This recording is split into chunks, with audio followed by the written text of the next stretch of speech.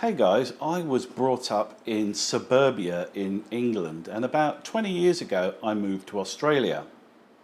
Prior to that time, I was not very familiar with the coastline and all the dangers inherent in that particular environment, but let me tell you, I caught up quickly.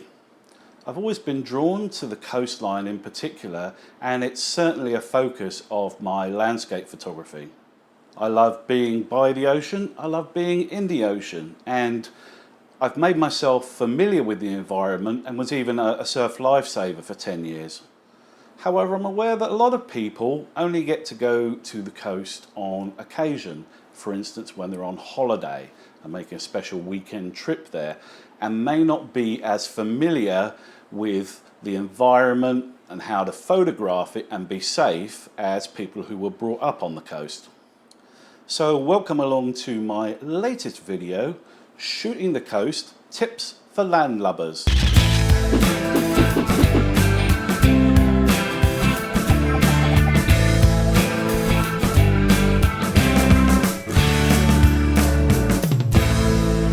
My first tip is always to scout out the location before you visit it to photograph it. If you're photographing it at sunrise or sunset, always try and get down the day before and identify precisely how you're going to get to the spot you want to go to and what hazards might present themselves to you. Doing this will also give you an accurate indication of how long it will take you to get from your car to where you want to take your photographs. There is, after all, nothing worse than getting up to photograph the sunrise and missing it.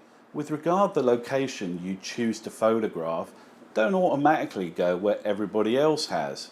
Now, I know a lot of us are inspired by photographs we see and we want to head down to a particular location to photograph it our way, but try and think outside the box, shoot it in a slightly different location, look around. There may be better compositions to be found up and down the coastline. When you get to that location, don't assume that just because you see someone else there that it's safe. This particularly applies if the person that you've seen is a fisherman. One of the highest percentages of deaths on the coast is amongst the rock fishermen here in Australia, because they're notorious for taking risks with the environment, for not wearing life vests, for not wearing suitable footwear, that kind of thing. So don't assume just because you see some bearded old dude down on the rocks fishing away that it's necessarily a safe place to be. The golden rule of the ocean above everything else is that you should never turn your back on it. The ocean is extremely unpredictable and you just don't know what's coming your way. If you're paying a visit to the coast, then always check the tide times. You can get apps for this on smartphones, or there's 100 websites that will tell you the tide times for a specific location. And try and be quite specific about it, because you'll find that the tide times and heights vary quite a lot, even in short distances on the coastline. So don't assume that just because somewhere's relatively close where you are, that the height of the tide and the tide times are going to be the same. Also, pay some attention to the swell interval, which is the time difference between the waves that are coming in on average. If that swell interval is quite short, then you're going to have a hard time getting down onto rock platforms and that kind of thing, and it'll also make it quite difficult to set up to capture an interesting shot. Also be aware that a long swell interval might indicate that the swell is much larger than usual. Now, once you've got to your chosen location down on the coast, just take some time to observe what the waves are doing. Don't assume that just because the last 50 waves have been 1 meter high, that they're always going to be that height. Surfers are very familiar with the cleanup set, which is when you get a particularly big wave or couple of waves that comes in and just wipes everybody out that's in the lineup waiting to catch a wave. And this phenomenon plays particular havoc with the rock fishermen, as I previously mentioned, and it can also catch photographers unawares. Just be aware of the fact that the 50th wave or the 100th wave might well be substantially larger than any of the ones that have preceded it. And of course, those cleanup sets, those big waves, the rogue waves, are also the reason why we have the rule about never turning your back on the ocean. Crocs are despised in polite society as being quite cheesy and common bits of footwear, but let me tell you, on the coast they're an absolute lifesaver.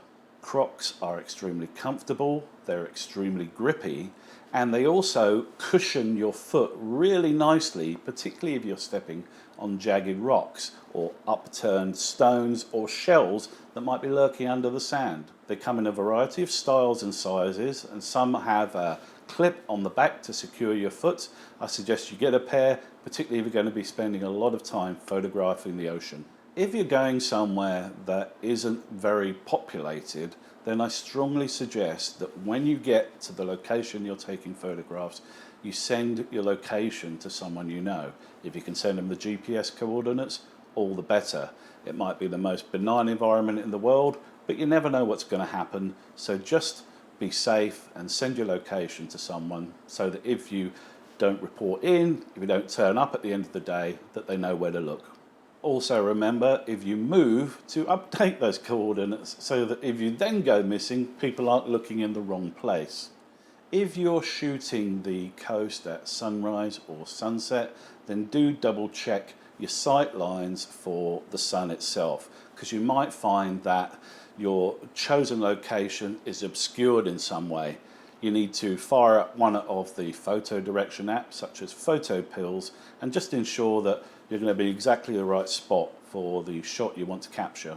Now, one of the main things about photographing on the coast is that you need to be agile. That's why I suggested that you wear Crocs on your feet. And part and parcel of that is having the right carrying equipment with you so that you can move quickly should circumstances demand it. I've found backpacks to be pretty lousy for coastal photography. They're quite awkward things. You have to take the pack off, put it down on rocks or sand to get your equipment out, and things can blow in it, and they're just not really well suited to that environment.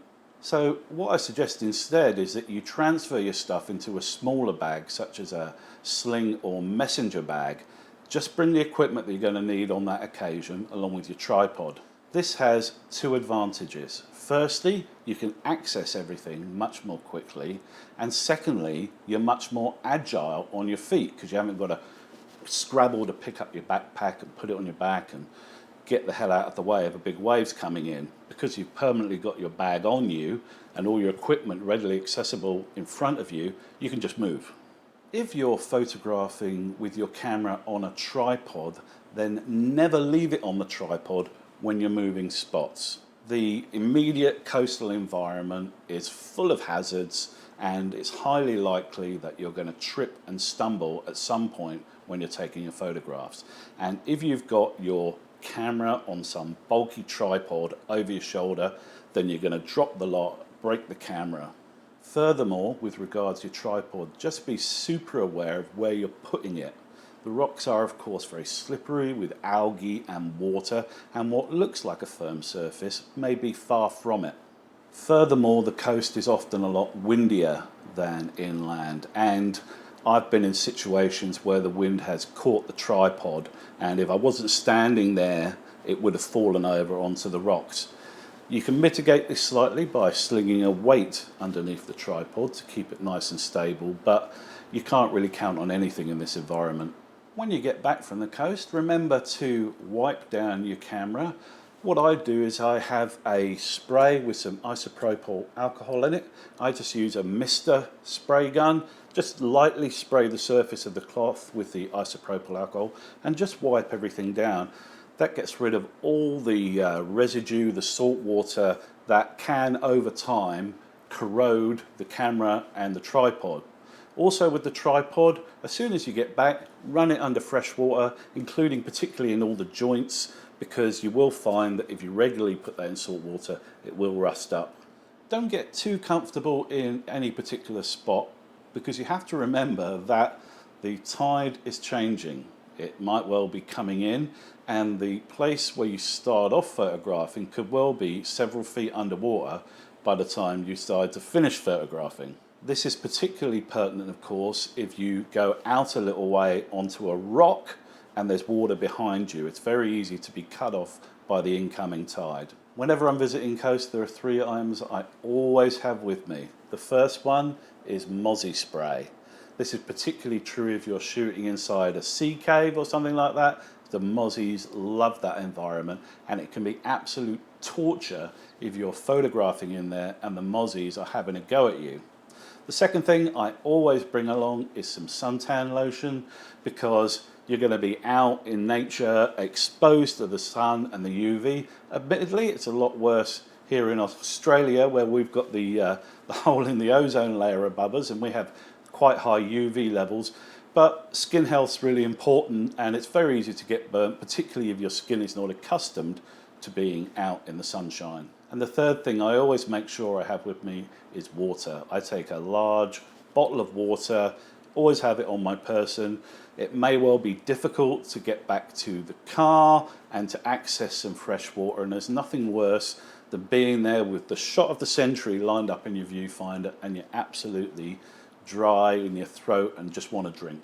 Always remember that in that coastal environment, sand gets absolutely everywhere, and if you're not using it, zip it up. If you are shooting out on the coast, don't be afraid to get some information from local lifesaving organisations, particularly here in Australia. The Surf Lifesavers down on the beach are an absolute brilliant source of information. They will let you know all the dangers in that particular environment, and if they're available, if it's that time of year, go and seek them out.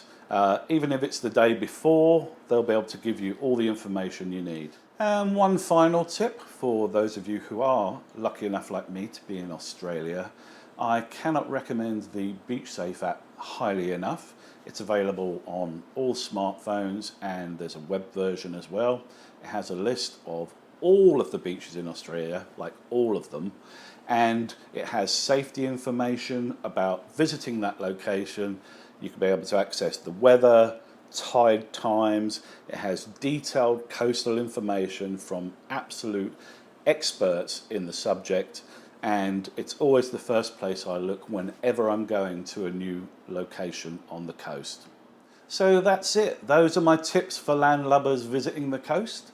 I hope you have found my list useful, and if you are visiting, remember to be safe, and I hope you capture the shots you had in your imagination. Thanks, guys.